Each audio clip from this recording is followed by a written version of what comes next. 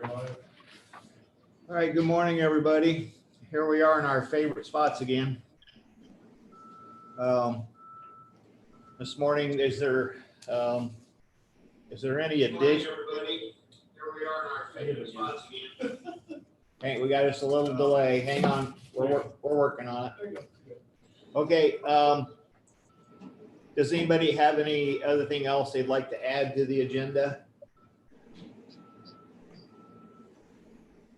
Courtney? Okay. I'll move that we approve the agenda as presented. I'll second that. Okay, we have a motion for approval of the agenda. All those in favor say aye. Aye. Aye. Opposed? Motion carries. All right, the minutes. We'll start, I tell you what, we're gonna start off, we'll clean them up in order. We'll do Friday, the 3rd meeting, the minutes from that. The minutes are okay. They have the RMCC map. I think they should print out what RMCC stands for, particularly for people in the future who read the minutes. Okay.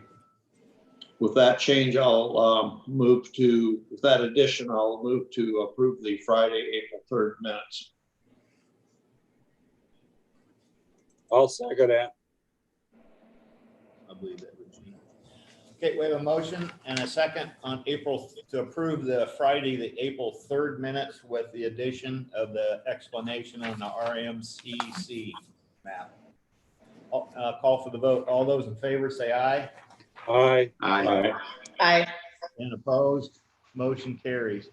Okay, let's go on to April 6th, Monday meeting.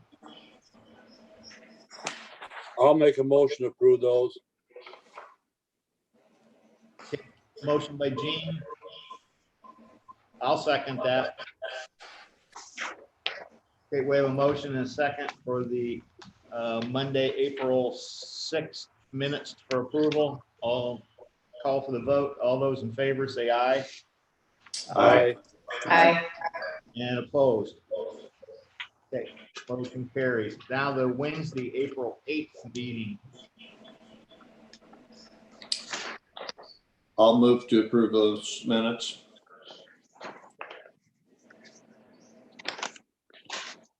I'll second that. All right, we have a motion and a second for approval of the Wednesday, April 8th meeting. All those in favor say aye. Aye. And opposed. Motion carries.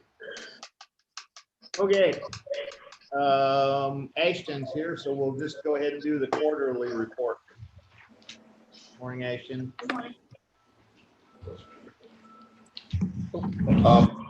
I would like to interject. We did not have the April 10th meeting. That was Friday's. Well, be sure to get those around to us, Courtney. Right. They're Fridays, so they're not done yet. So then we'll approve them on Wednesday probably and catch up. Okay. We'll be kind of Okay. one behind here because of the quickness of this meeting. Go ahead, Ashton. Okay, this is just the reports from the Q3 2019-2020 fiscal year numbers from the recorder's office. As you can see from the year prior, there's not any major changes. On the state fee side, just as a reminder, the vitals looks less. The numbers are not down, they're actually up, but the state reduced the fee for a vital from $20 to $15. That's why it looks like a smaller dollar amount. And the revenue stamp on the state side from the previous year. Not the revenue stamps. I'm sorry, the registration fees is much lower. The boat renewals is only once every third year. So that was last year. So we did not have that this year.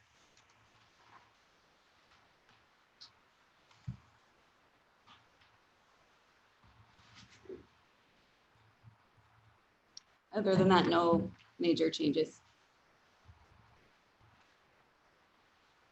You were down a little bit, but not much. beginning of March. So Yeah. where we started. Couple $100 or, you know. Mhm. What do you think next quarter is going to start? I assume that your traffic is way down. So For vitals, we are way down. But as far as our recordings, that hasn't changed tremendously as so far. Okay, going forward, if and when we open back up,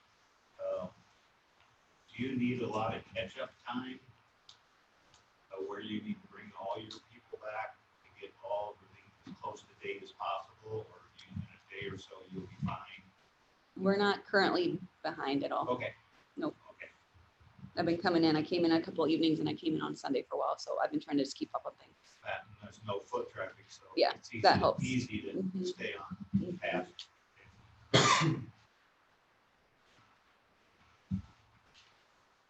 Anybody got any questions for Ashton this morning?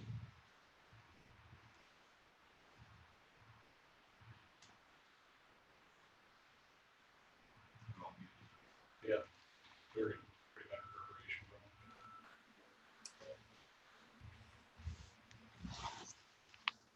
Okay, so I guess I'm looking for a approval of Ashton's quarterly report, and they're all muted. I'll go ahead and approve Ashton's quarterly report. I don't think we need a motion, do we? Yeah, we do. I'll second that. Okay, we have a motion and a second for the report. There were no more questions. Okay, I'll call for the vote then. All those in favor say aye. Aye. Aye. Aye. All those opposed? Motion carried. Thank you, Ashton. Thank you, Ashton. All right, we're gonna turn the meeting over to Zach for a while. He's got few tales to tell us. Morning, everybody. Good morning, Zach. I think you all have a copy of everything I'm going to talk about, but starting off with the 5-year program, that seems to be the biggest of this stuff. There's 2 sheets, one kind of a color-coded map. I don't know if you can see that, but I think and there's also a big 11 by 17 spreadsheet that has all the projects on it. I think that's probably easier to go through than the actual program, that the DOT format. So we'll kind of start there. And if you have questions, stop me as we start going through. I'm going to focus more on the accomplishment year, the current year, and we'll go through the other stuff quickly. If you have more questions, feel free. I'm sure you heard this before when Dave talked about this, but it's really our best guess of what we're trying to plan to do. But obviously, things are very fluid with this. So starting off with fiscal year 21, we have 5 projects in there. The first one, Railroad Street in Templeton. This is a kind of a placeholder because we're trying to work on an option that would actually get that done this year through maintenance. We have some opportunities we might be able to make work, but we got to see if we can get the drainage to work down there and everything else to happen. But it would be a significant savings if we can do that. But we got some things to work out before we can make that happen. So right now it's a placeholder in there for what it is. The big project is N33 HMA resurfacing. This is the Dedham Willie Blacktop. Be from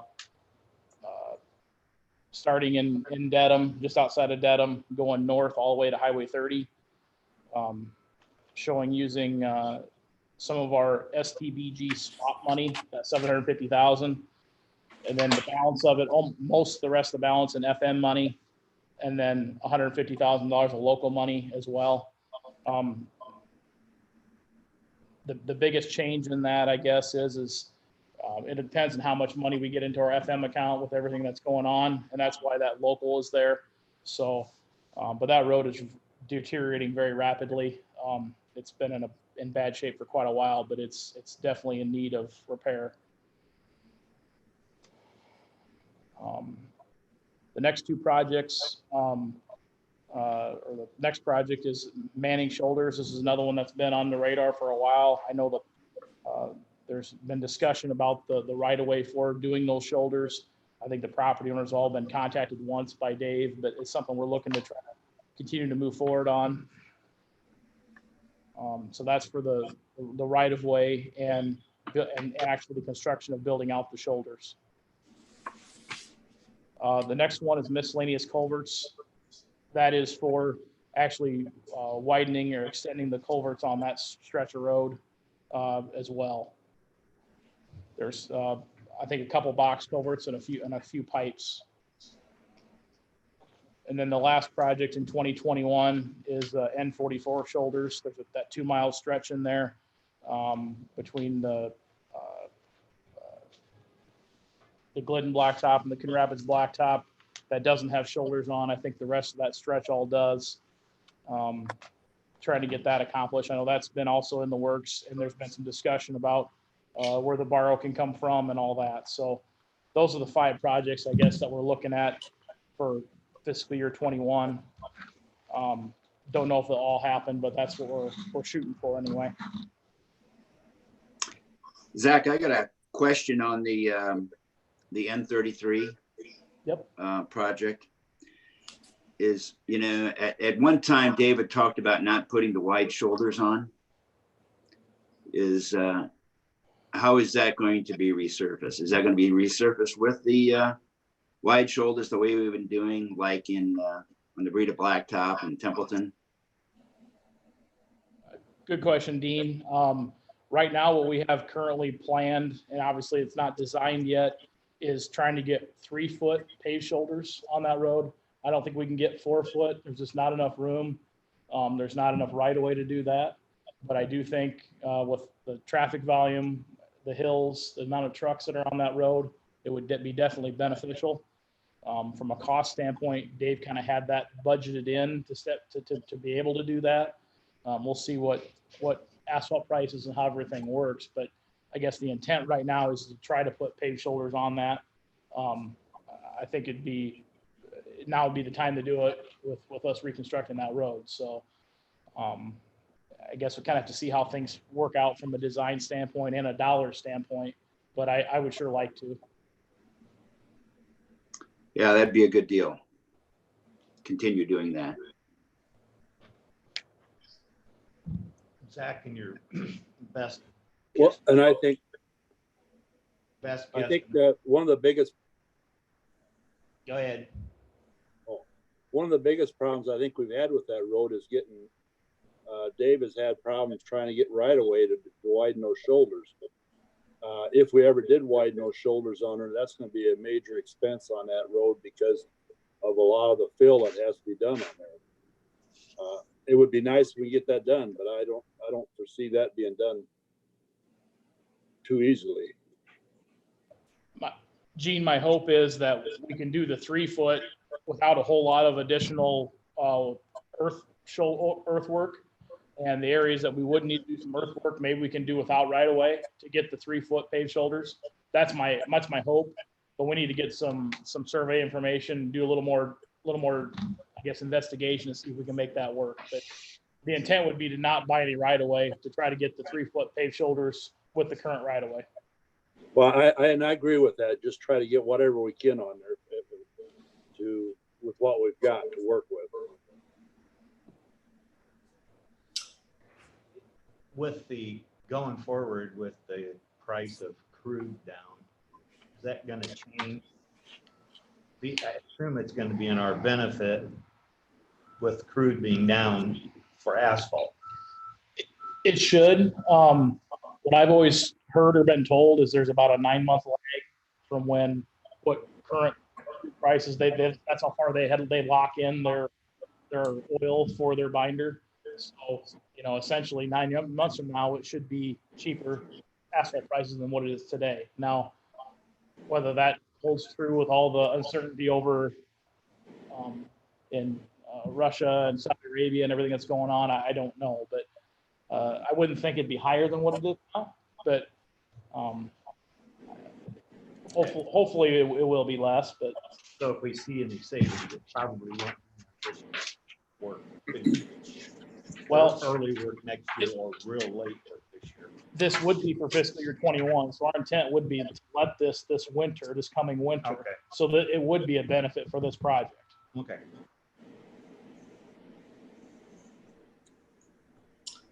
I am also in favor of doing the 3-foot and shoulder, but we also need to keep in mind that when we are putting extra asphalt on the shoulder of each road, we are shorting ourselves on something else in the future. So that's something to keep in mind, although I do like the wide shoulders very, very much. I don't think our equipment's gonna get any smaller over the next few years. We're gonna at least stay the same size as we are. That's traveling up and down. I think on the higher volume roadways, it's definitely something, you know, we get to some of these lower volume pavements, maybe something we have to consider, maybe not expending those extra dollars, but the amount of traffic that road, I think that's a pretty important piece of the puzzle. I agree. Zach, on this first year, how are you accounting for the possible 25% decrease in the road use tax? Possible decrease. That's part of the reason why I've I mean, that really hits the farm and market account more than anything. That's the biggest, and a little bit in just the road use tax that comes into our local funds, but not all these projects would have to happen. I mean, a lot of this stuff is going to happen later in the year. So if something has to get pushed back, then then maybe that's what has to happen. A lot of it depends on bid prices as well. So of all of these, the one that's probably in the most dire need is the N33, the large project. Hopefully we can make things work with Railroad Street in Templeton. We have a significant cost savings by doing that this year with some local contractor availability. But right now, I just don't have enough information to commit to that, to know that that's going to work. So I wanted to have a placeholder in here. So that's kind of maybe some wiggle room as well. But bottom line is it all bases on bid prices. And if we have to push things back, we'll have to push things back.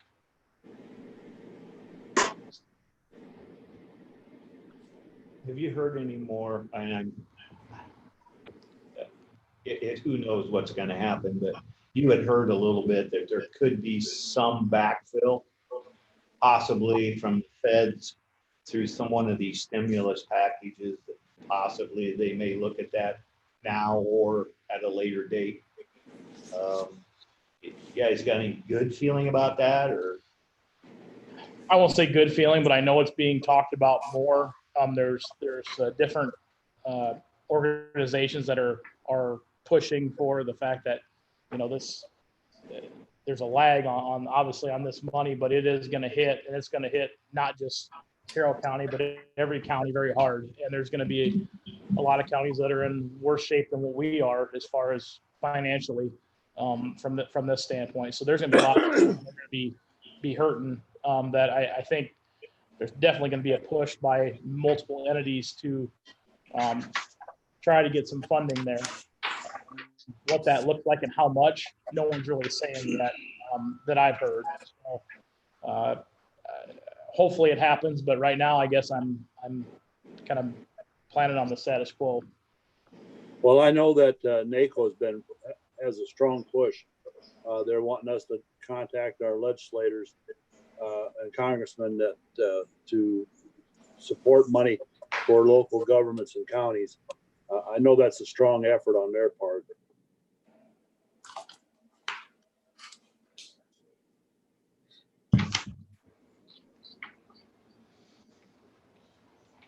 Okay.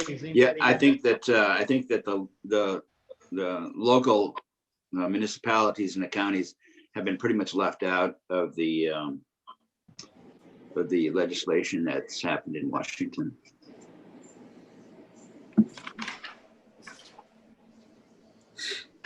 We probably won't see much of this until after we get a pretty good segment of the workforce back. We'll have to see how the unemployment numbers do, and there'll be some of these places that won't take everybody back. So if the unemployment's still pretty high, I would think we'd get a pretty good push out of the Fed to do an infrastructure bill, I would think. But it's who knows what they'll do for sure. So we'll just have to take what we know and work from there, and hope that we can always make adjustments for more if we need to. A couple more notes on the rest of it. I won't go through it all in detail, but most of these projects, ones that have been in the program that Dave had in the program prior, some of them got moved around a little bit, but there's a couple of them that I added. You'll see in fiscal year 2022, N33 rehabilitation. This would be through Dedham to the curves, the curve.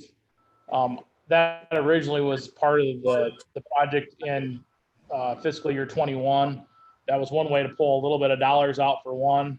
And two, there's some other challenges with ADA ramps and other things that need to be considered. So the asphalt isn't quite as bad a shape. I think we can hold off on that on a year or two and do that as a separate standalone project. So that's one that's new, that's in 22. The other one that's new is a PC patching project. We got some of our concrete roads that are really in need of some repair. We're going to try to do some of that ourselves this year with our own crews, but depending on how much we get done and how much we see, it might be worth letting a local PC patching contract as well. So that's why that's kind of a placeholder in fiscal year 2022. If there's any other, I guess, projects you want to talk about specifically, we sure can. But just in essence of time, most of everything else is something that you've seen before. I guess, have any questions on the rest of them, or if you want me to go in more detail, I sure can, but get some feedback. Zach, on 2024, the Sliceland Bridge did not print on my map. I assume it's the bridge on 110th Street. Yes, it is. I think it got cut off there. There's a dotted line that goes to the up to the top of the map, but the box I see that. I see that now. Okay. Yep. That's where I thought it was. Very good. That's correct. Yep.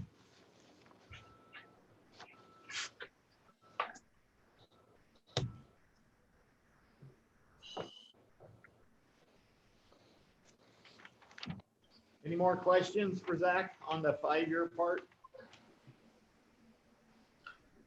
One question. Why was the Tisdale box moved down to 2023? I know it was supposed to get done in 2019. I'm trying to evaluate what the best thing to do with that is. I know it was kind of projected to put a couple small concrete boxes in, but without the whole area being so low, I'm not sure how much help that's going to be. So I guess it's one of those things where I wanted to be able to evaluate a little closer and talk with staff in regard to what the best fix is for that. I know there is no really great fix, but what is the best fix for that area? So I guess that's why it was moved to 2023, Neil. Okay.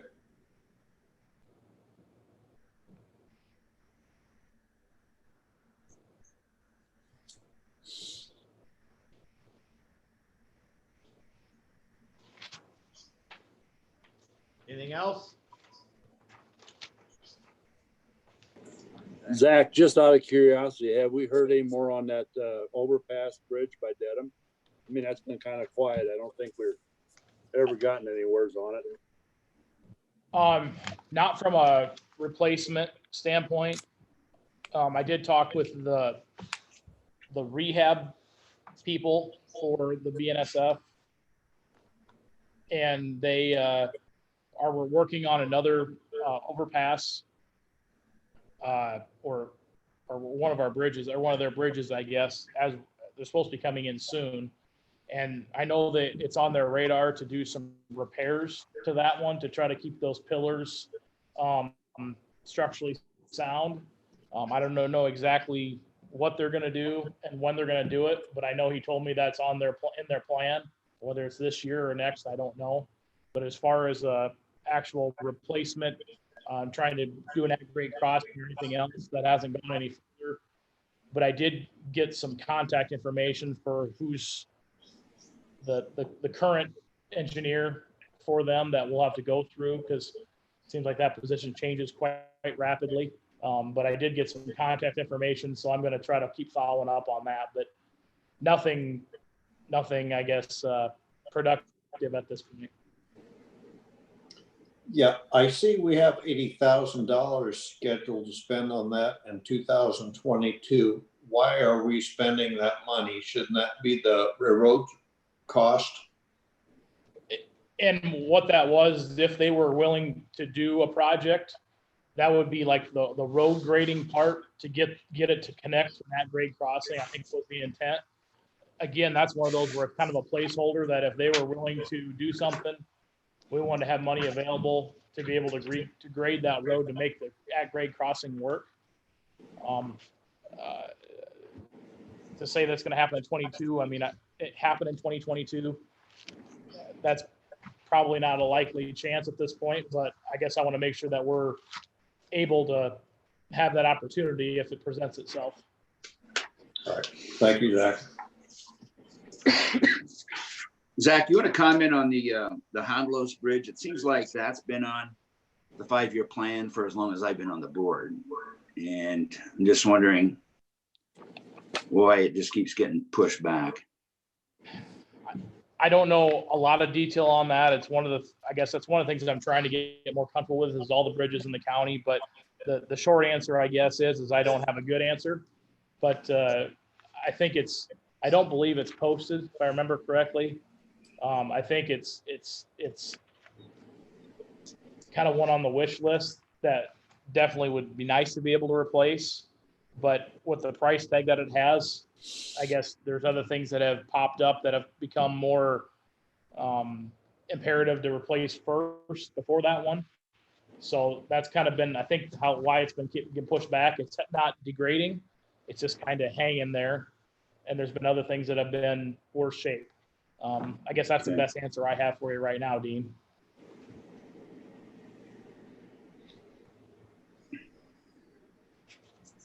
Was there land acquisition to be had with that one also? Was a little piece on both sides have to have?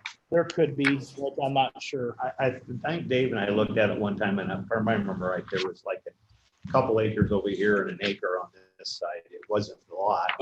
I think that's right. There was some land acquisition there to change kind of a little bit of the direction of that bridge, because you kind of got to swing through on a different odd angle to get through it. And I think he's going to try to make it more less of a sharp angles in there. Okay, it looks like we lost Neil. I do not have my cell phone with me, so Steph, can you call him and see if he lost his internet?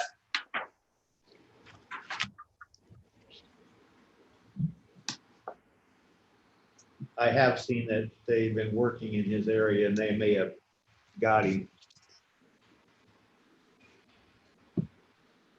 Okay.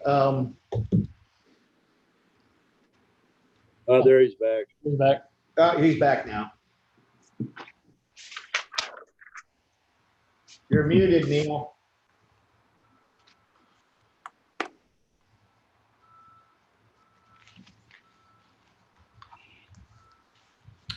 Last I heard, Dean asked the question about the Hondelos Bridge, and then you guys, or I cut out Dean or something, lost connection. Okay.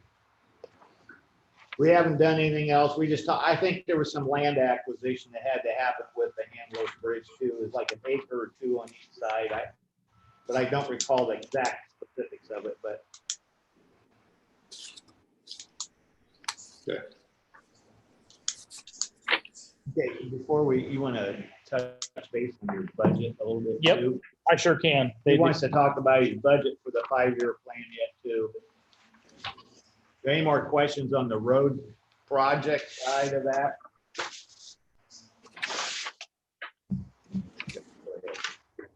From the budget side, really mimics very similar to the local budget.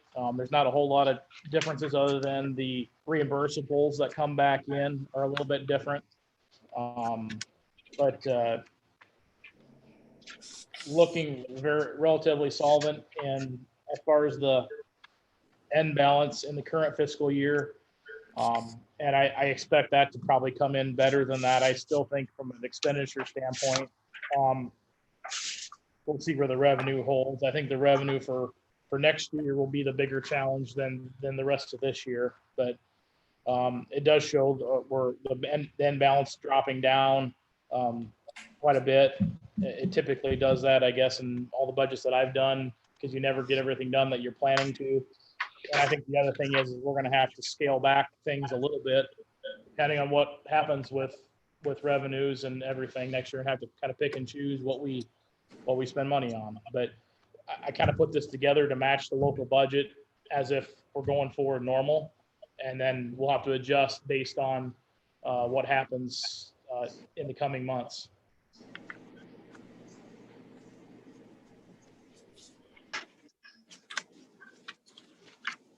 Which fund does those vehicles come out of? Is that out of your total budget? It's not out of the gas tax money? Which funds? For your pickups? Pickups? Yeah.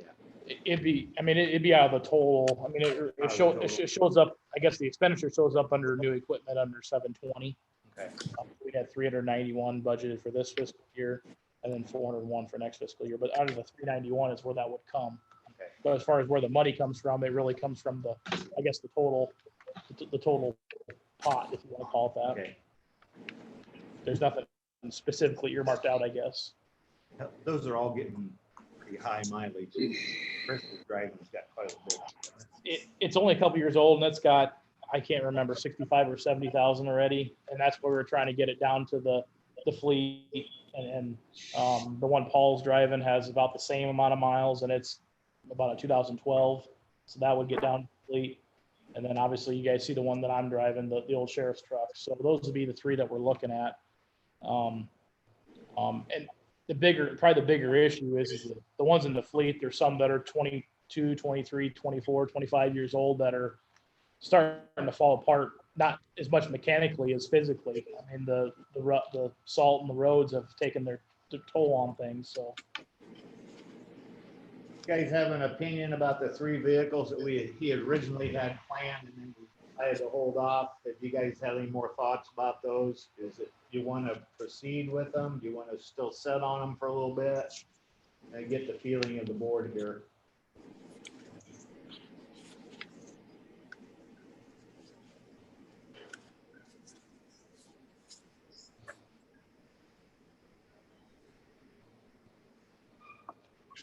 It's a tough call. I mean, I don't want to think some of that really old stuff either. Yeah, I think it's okay to wait a while. If a vehicle fails, they do have other vehicles to fall back on. You know, they have alternate vehicles that can be used. Okay. I think the need is there, but I also think that with all the unknowns out there right now, I think it'd be prudent to hold off. This could easily be 60 to 80,000 that we know of. That we do know exactly what this is going to cost us. We're pretty close to it. I agree with Dean and Neil. If we can hold off, let's hold off and see what 6 months brings. Okay, that was the original decision I made it quick, and I thought, well, we'll step back. And I just wanted to bring it up again, make sure we're all on the same page. So, very good. Any questions on the budget portion? I didn't go through a lot of detail, but it's, I guess, very similar to the local budget in that sense, so. No, it seems fine. You want to do a motion separate of these to the 5-year program and then the budgets separately? Yes, please. All right, let's do the motion on the 5-year program first. I'll move to approve the 5-year program.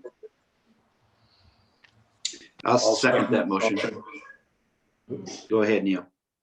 I'll second that motion.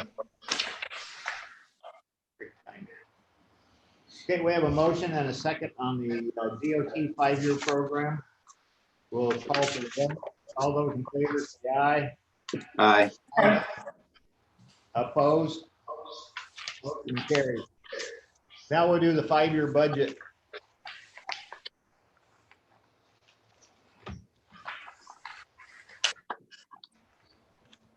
I would make a motion on the 5-year budget. I'll second. Okay, we have a motion, a first and a second on the 5-year budget approval for the secondary road. We'll call for the vote. All those in favor say aye. Aye. Aye. Opposed? Motion carries.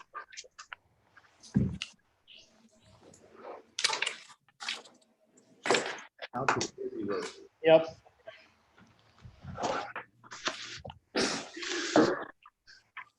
Believe it or not, tile is continuing to fail even with all this crisis. I guess we still gotta work on that. I got about 8 different drains to talk about today that we've done some work on or are looking at. The first is drain 77. This section 18 of Grant. This is just North Grant Road, just north, a little bit out on the edge of Carroll. There was just a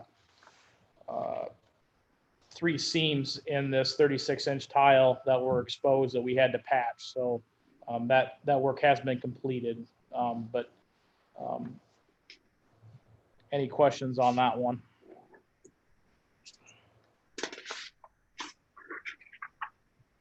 No, Gene's muted. Gene, you're muted, Gene. I got it. We got it. Is this in the city limits? I believe that section is outside of the city limits, I think. I think they exclude that little piece. Maybe, not. I don't know that for sure, Gene, now that you're asking that. You know, it doesn't make any difference because we're still responsible for it.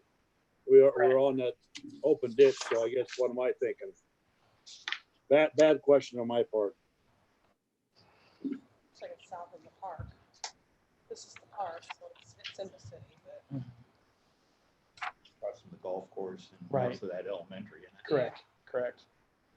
It's kind of the last. Yeah, this is one there. This is kind of an area that's kind of a wetland area, right north of Adams or Carroll Middle School. Correct. Yep. I think we've been there to fix problems like this before. This has happened before.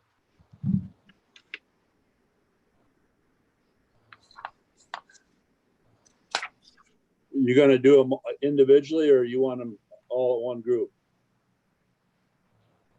I would make a recommendation to go through all of them and then make a motion to approve the repairs on the drains. That she wants one swing at this. We'll just let Zach go through them all and then we'll. Okay, that's fine with me. And if there's an issue with one of them, we can obviously approve the Everything ones but that. Yeah. Next one is drain 106. This is section 17 in Glidden Township.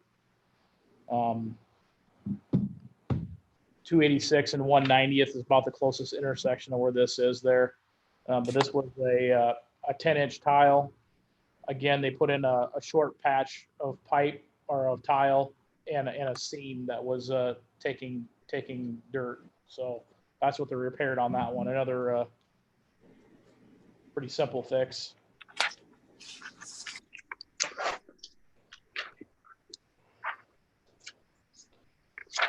Next one is drain 50. This is section 24 of Sheridan Township. Closest intersection there is Ranch at 140th. This was a 15-inch tile. There's 3 separate holes that were reported. Basically had to patch a couple of those and replace about a 4-foot chunk in the other. That work has been done as well.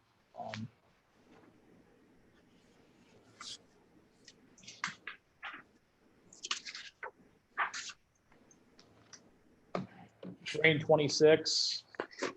This is in Lanesboro between East 4th and East 3rd Street off of Main. It's a 5-inch tile. It's either plugged or broken. I think that at least by the way the map shows, the tile's out closer to the road, but this is one that we have not gotten to yet. But we have reason to believe that the yellow line is a little bit further to the east. But this is one that we will be looking at.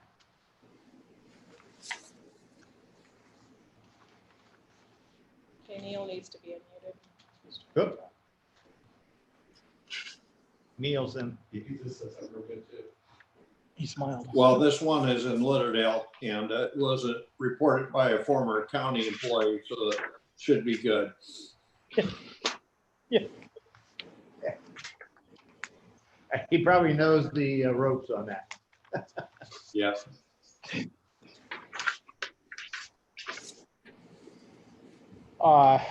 Next one is drain 18, section 10 of Union Township. Closest intersection, Walnut and 290th. There was 5 locations where the tile was taking dirt. It's an 8-inch tile. There was a couple of them were just seams and a couple of them were actually broken, but this has been completed as well. Is this a shallow tile that we're crushing down with heavier equipment, or just? I don't remember this one being that shallow. I think it just hasn't been touched in a while, if I remember correctly. Okay. I don't have the file with me, but if I remember, I think it's in his waterway. Yeah, there's a waterway there that kind of made me think. Right. A little. And it could be shallow, Rich. I don't know that for sure. Yeah. That one doesn't stick out as one that was that way, but I don't remember for sure. They're kind of running together with 8 of them. So, yeah. And there's a few more in the wings yet coming, but next one, drain 90, Union Township, section 4. It's right off the pavement there. This is the large tile, 46-inch tile that runs through there, and I believe we've had problems there before as well. This was another one where there was a seam taking water with a sinkhole. I know we were back there, I think 2 years ago, fixing the same issue about 150 feet down the line. So, but just takes a lot of water. But we did get that completed. Another one of the same things, another thing we talked about, or I looked at while we were out there that we're looking into, is the open ditch part of that, where the tile dumps in. I guess it would be at the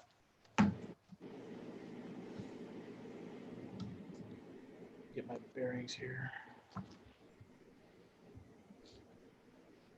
At the section line there, or the quarter line, I should say, of section 4 and 5, where you see the green on the map. That's where it dumps into the open ditch, and it stays open ditch there for the rest of the way down through. And that is silted in some. The outlet of that pipe, the water is normal flow is about 3/4 full in that pipe. So we're trying to get some shots down there to see how silted in that open ditch is and where it might be issues and try to look into that. But as I get more information, I'll bring that back to you to talk about further. But I just wanted to give you a heads up that I think it's been that way for some time, but there's been more complaints about it with just not being able, the water can't get away.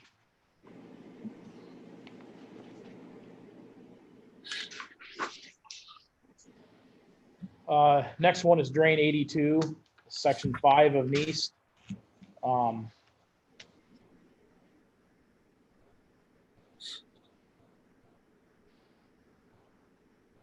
There was water standing in the waterway here, quite a bit of water actually, and they ended up replacing about 130 foot of 10-inch tile and adding 2 intakes in to try to drain that a little bit. The waterway was quite deep, but the water was running down across the property line into the downstream landowner as well. So hopefully we're going to be catching this water now with that tile and taking most of it subsurface as it was intended, at least on normal flows.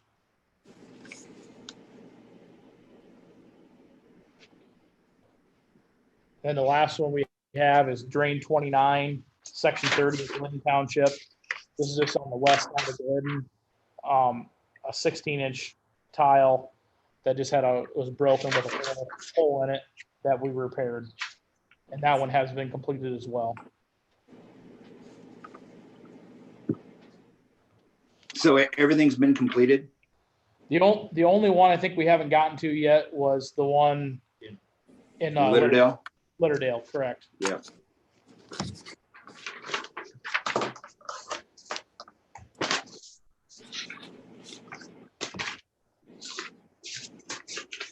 I'll make a motion to approve the drains repairs.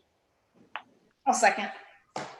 Okay, we have a motion and a second for the approval of the drains to be repaired, as listed. Vote on that. All those in favor say aye. Aye. Aye. And opposed? Motion carries.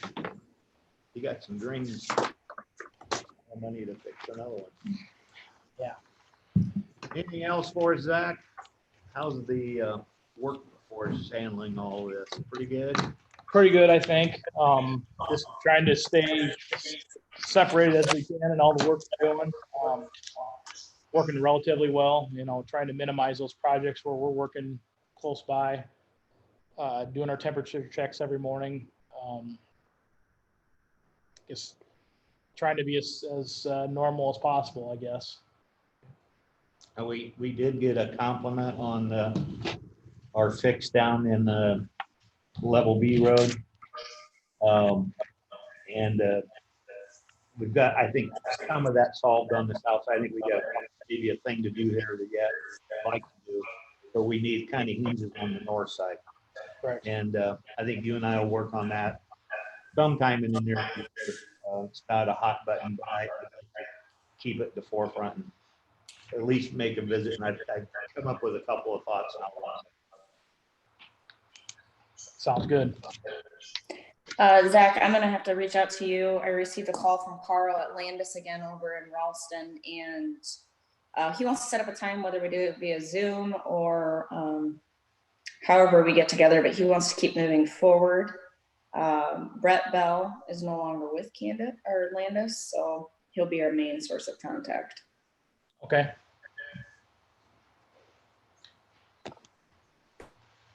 All right. Anybody else got anything for Zach? All right. Thanks. Thanks, Zach. Can I have you sign those quick, Rich, so I don't get out of here? Yep.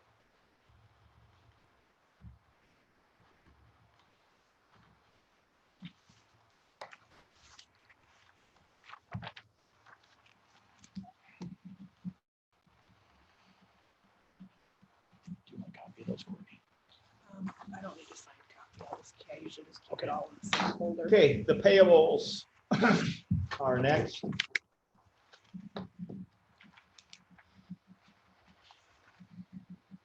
Questions or comments?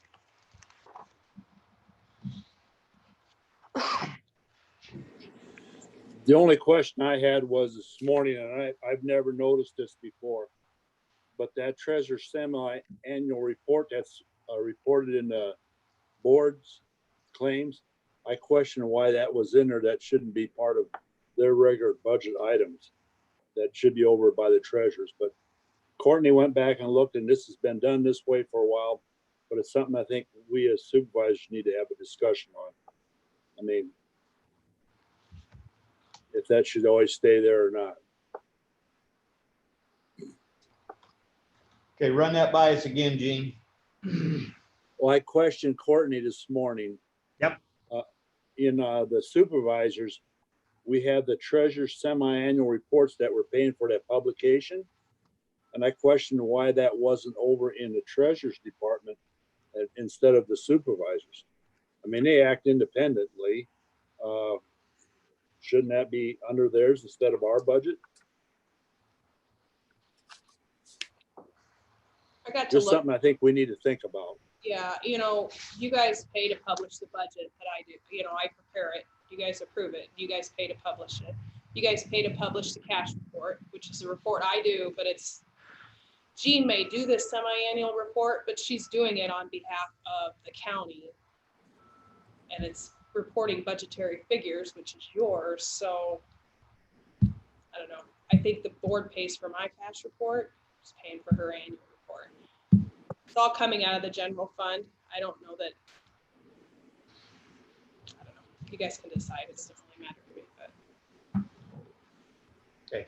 I'm sure there was an argument as to why the supervisors were paying for it whenever this was decided back. Well, who knows when? And it still comes out of the same pot. I went all the way back to 2014, Okay. which is as far as back as I could go without digging a lot. But Okay. yeah, same fund. So Okay. Yeah, I just never noticed that before, and I just was questioning it. And to me, I don't know, whatever, but something we can think about. But other than that, I did not have any other questions on the expense report. I will move to approve the expense report.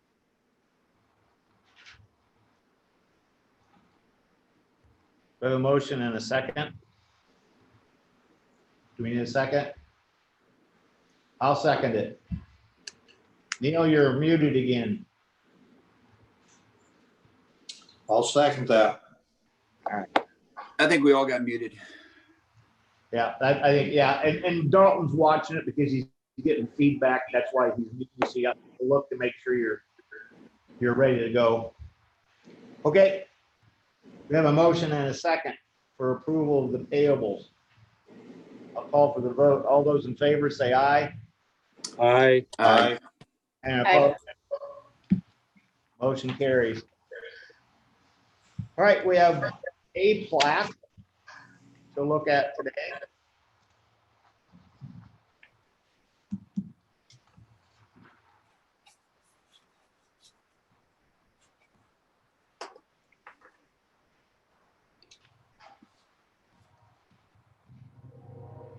We're straightening out an acreage. Is that what we're doing here? Yeah, it's the the Grody acreage off the Grody land that had previously sold. Yeah, it's the old Hermson farm ground acreage, and it got sold off. I would make a motion to approve that plat. I'll second. We have a motion and a second for the approval of the plat. I'll call for the vote. All those in favor say aye. Aye. Opposed? Opposed? Motion carries. Okay. Discussion of the Families First Coronavirus Response Act and the employee leave policy. We're recommended to pick the shorter version of the one that Courtney had worked on. And I do not have, I left my copy, I left my copy lay at home. I kind of like that one. It looks pretty straightforward, pretty simple. It's a federal law, we have to pass it. We shouldn't be running out of our original, because we said we were going to pay for 2 pay periods, we should be there. So we probably need to move forward on this. So is that If that's- shorter version the Winnebago one? The one that Courtney had come up with, which was a Winnebago, yeah, it was off the Winnebago. I couldn't remember exactly what it was, Des Moines.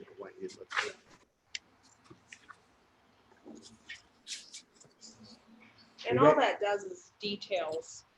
It's more detailed than the actual federal flyer we got. Right. As far as employees being paid for reduced hours that they're working, that doesn't really have anything to do with this leave policy. You guys made a motion to allow department heads to set hours in their own departments to keep people distance from each other. I can't remember the exact motion that was made.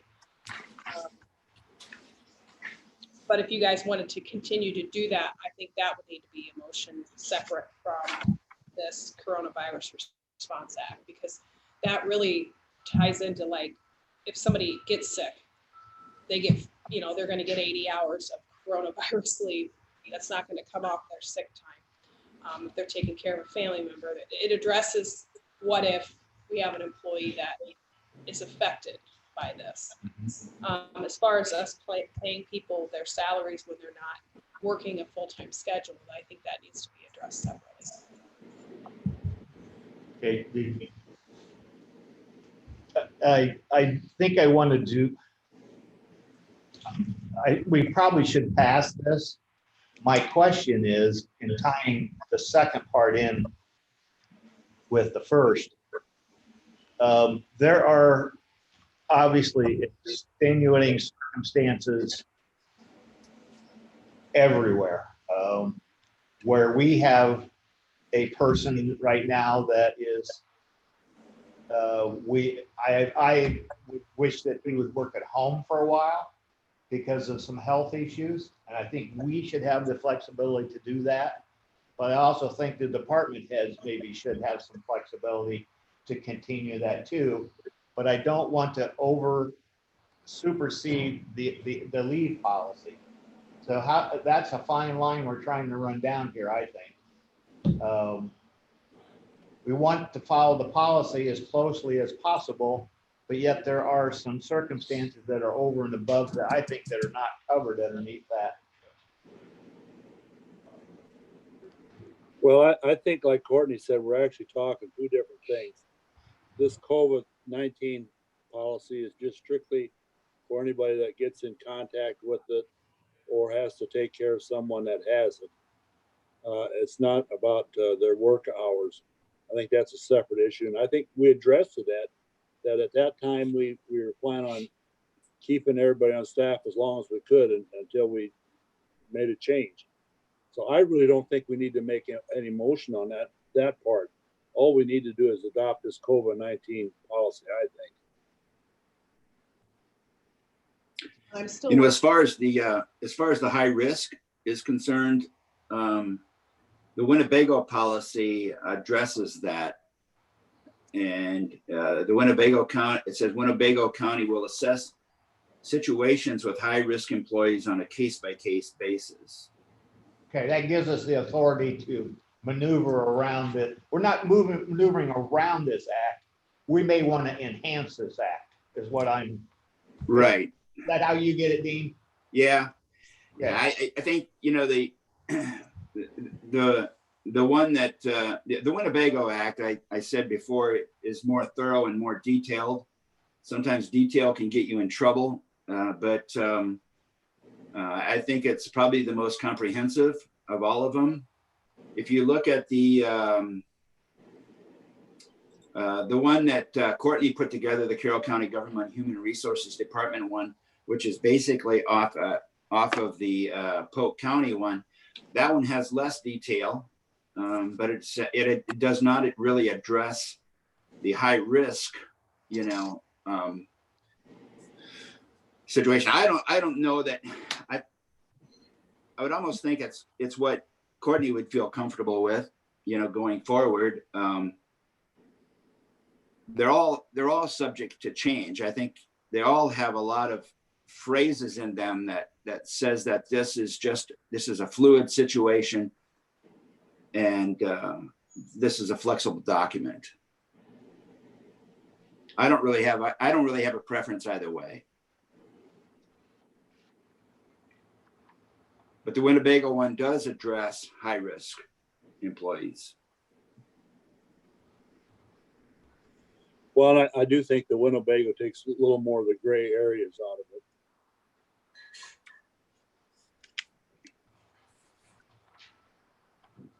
it.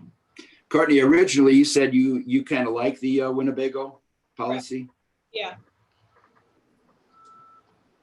That makes Well, makes it a little easier for Courtney because it's easier to point to it and said, this is what our policy is. And the other one is kind of like, well, it kind of fits, but it kind of doesn't. So, and I understand that I was advised maybe to do less, but I'm also, if Courtney's comfortable with it, I am very comfortable with it too, so.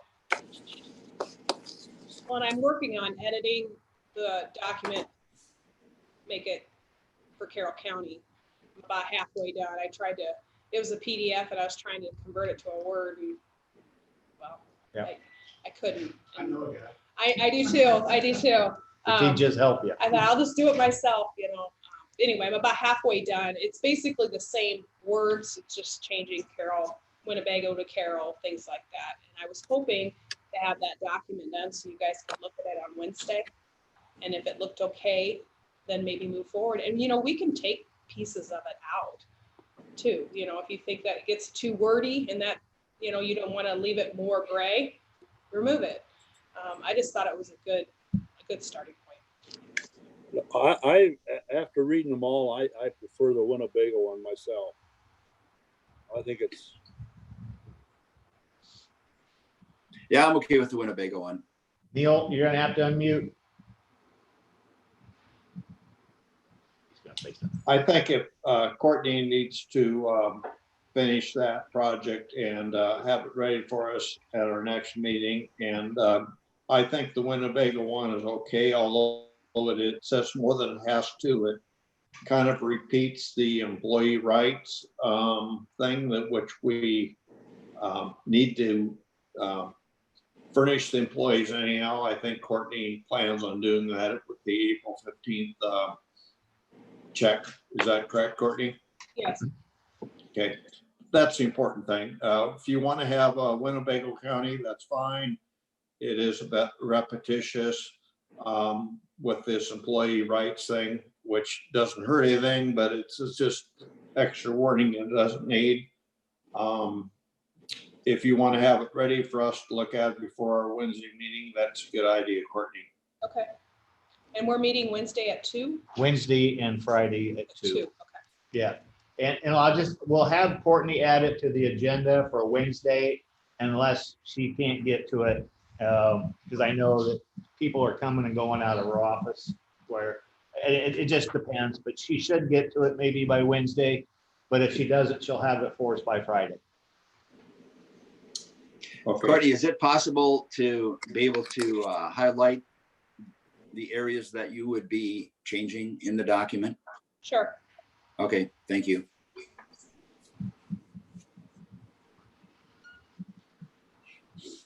Okay, so we'll just leave that right where it's at and it'll be on the future agendas. Okay, we'll do the manure management. The first one I have is Scott Tuning, section 27 of Newton. That was a no change. The second is a Quant Farm, section 27 of Pleasant Valley. That was an MMP crop rotation, and it's also a 4-year update. The last one is Floyd Clucky, section 32 of Newton, and that's no change. Committee reports. Does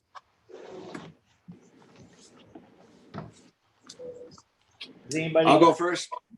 I had no official business and nothing coming up. I will have a report next week.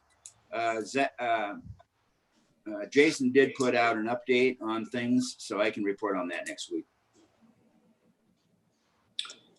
I'll go Okay. next. Go ahead, Neil. Okay.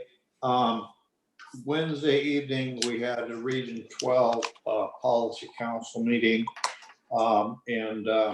Stephanie and Rich were also there, so they can add to their report.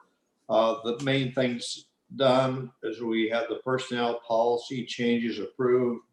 We had the FY21 transportation planning work program approved. We have the consolidated transit application approved. There have been some with the executive director's report, which was given by Mr. Hunzacker. The COG has begun laying off some transit employees as the demand for the services has been decreased. They have adequate reserves in cash to go ahead. They talked about joining with another region, basically Region 12 for the new workforce region. Tom Feldman, the transit director, is scheduled to retire in August. And there was a lot of other business we had, but that was the main thing. Also on Tuesday, or I believe it was Wednesday, I signed and approved the RSVP and foster grandparents of checks. Coming up this week, I will have a by phone or by Zoom the Coalition Human Services meeting on Wednesday, and on the 16th we'll have the AGCC, which is Audubon, Carroll, Guthrie meeting Thursday. So are there any questions?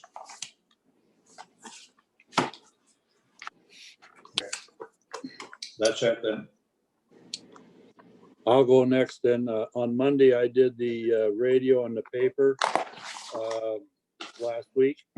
And then on Tuesday, we had a CADC meeting by phone conference call that we just, it was basically a COVID-19 update. And then also on Tuesday, I had a policy council meeting. We had a special one that was due to, as I told you, we were planning on doing a grant program for early Head Start for center base. That we bid that building in Carroll, and that came in way over bid. We are now looking at another option of another building instead. So we did approve the application for that grant application for that building at the policy council meeting. And then on the following day, the new opportunities executive board met again by Zoom, and that was in regard to the same project to approve the paperwork on that as far as on the board. And then we had our board meeting on Wednesday. Thursday, I sat on the Highway 30 Coalition meeting at 11 o'clock. And one of the comments they did make there at one of the meetings that the Highway 30 was given a priority from Ogden to Carroll. So that was something that I thought I picked up out of there. When that's going to happen, who knows. And then Friday, I met with the engineer up here in Templeton on the Railway Street. And then we had our emergency coalition meeting on Friday and our board meeting. Today, I have a meeting again with the engineer and the mayor up here in Templeton on that Railway Street. And then Wednesday's our board meeting and Friday board meeting. And also our emergency coalition is on Friday, but at the same time, I think I'm going to have a Yes Center board meeting, so I may not be able to be on that coalition meeting. So that's my week for this next week. Gene, you mentioned the radio newspaper. Whose turn is it this week?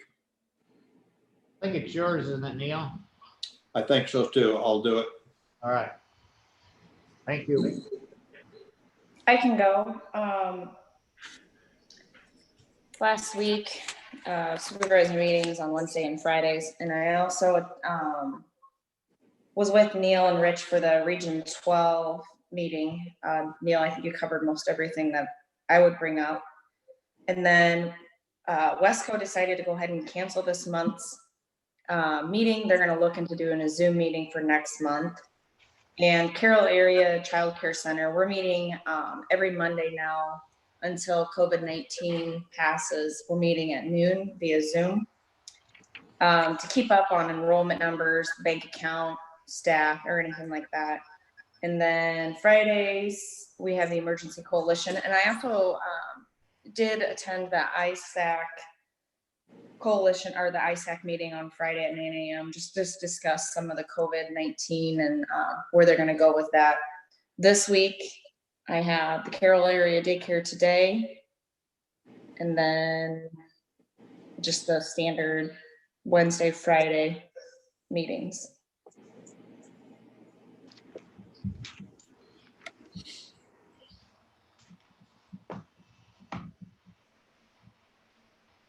Okay, I'll just cover the meetings. I've had a lot of phone calls and a lot of sideline stuff, but I'll just cover the meetings. We did Wednesday and Friday. Did we get down last week? They're all blended together. You would have went out to sign the something, or was that 2 weeks ago? That was 2 weeks ago. Never mind. No, I think it was last week we went out there. Yeah, I think Early last week. I think Zach and I made a trip last week down in the southern part of the county. We got a project headed forwards down there. I think we're started on it, so but I think we're okay there. I'll jump over to the Region 12. The first meeting started at 4 o'clock, and that was the Region 8 meeting, and that was probably the most detailed meeting. We've had a lot of interest of the 8-12 regions merging together for Iowa Workforce. Now we've had another player jump in. Region 13 is also showing lots of interest. This does improve our financial situation in order to hire someone to do the fiscal side and someone to do the administrative side. I think the gist was that there's a lot of interest in doing this all together. It's going to take, I think this region is, we're kind of playing the best of both worlds here, because I think we go with the 12, and that's a lot of the players from the mental health region, so we know a lot of the people. 13 is a little bit new to us, but it also brings more to the table of population, which that's where our funds would be driven by. So the highlights, though, of that is that everybody is still pushing forward to one county, one vote. Liabilities will be spread out on a per capita basis. And that's going to be spelled out directly in there. And there's going to be at least 3 levels, vouchers, bills, combinations, where the administrator will receive the bill. They'll hand it off to the fiscal agent. They will check it. And I believe it looks like we're going to use at least one supervisor or one CEO from each one of the old regions, which would be 3 people, will actually sign off and see that that bill's paid. So there'll be 3 layers of eyes on this bill to make sure that it's correct. So I think everybody's still scared of the old CTEC, and I rightfully so. That's just got to be monitored at all times. And I think we see that with every region's changes that we get into. That would be 18 counties total, though. So that's going to take a while to jump through all the hoops. That was the 4 o'clock. The 5 o'clock was the Regional Development Corporation. The highlight of that meeting was that we did approve a loan for the city, well, not for, but for a grocery store in the city of Manning. There are 3 players in investing in that, and the Region 12 will be one of them. And that was unanimous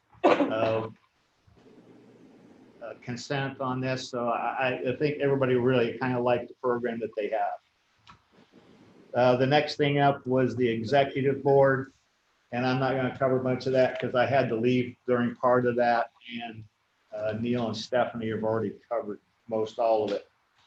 The next thing I have is there is a low housing program. The gist of it is that the county can get involved.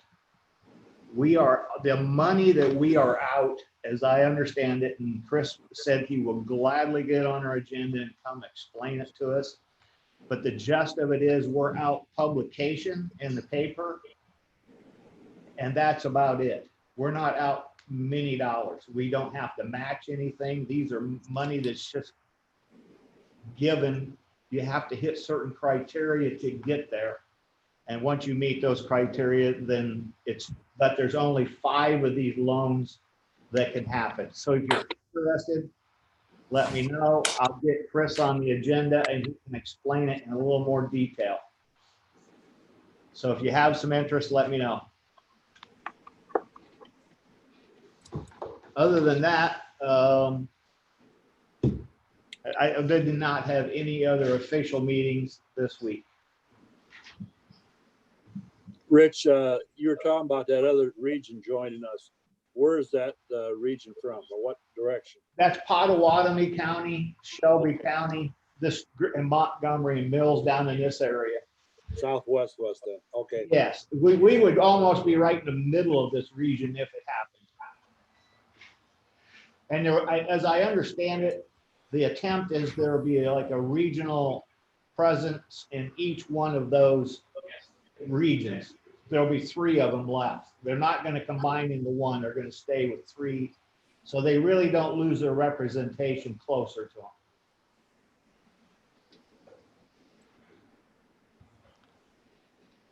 Okay, Courtney, do you have anything? I don't. Dalton, do we have any questions from the internet? That was me so far. Okay. Anybody got anything else to add? Okay, I'll look for a motion for adjournment. So moved. Second. Second. Go ahead, Neil. Second for adjournment. All those in favor say aye. I Aye. Opposed? Thank you. See you Wednesday.